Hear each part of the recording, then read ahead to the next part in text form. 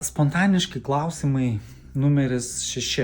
Tai klausimas yra, ką darbas su žmonėmis išmokė tave apie tave patį, apie mane. Tai visų pirma, kad mūsų visų patyrimai yra praktiškai vienodi. Jeigu taip labai giliai pasižiūrėti, aš kažkaip tai nuo pat beveik pradžios pradėjau matyti, kad realiai kiekvieną patį baisiausią dalyką, kokį tik aš esu jautęs, išgyvenęs, kažkaip tai užčiuopęs ar panašiai, kad kiti realiai lygiai taip pačiai išgyvena. Ir labai logiška, ne? 2 akys, 1 burna, 2 ausis, 2 rankos, 10 pirštų ant rankų. Ta prasme, mes visi vienodi.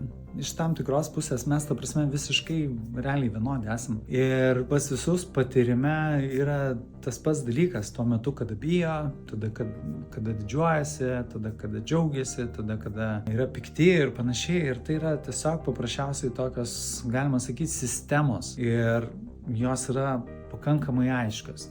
Ir ką aš išmokau dirbdamas su žmonėm, tai man didžiausia dovana visada yra priimti žmonės, nes aš priimti žmonės, tai reiškia su jais dirbti, yra ta, kad man tai būna didžiausia patirtis.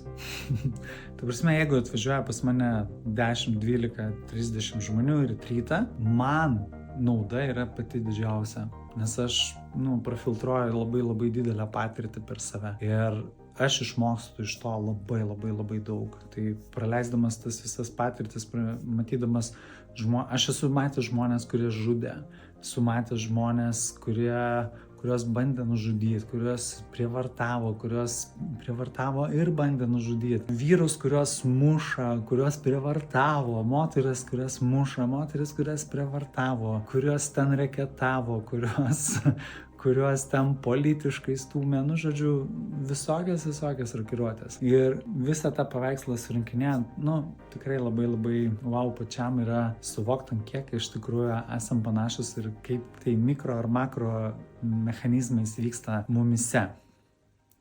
Tai va.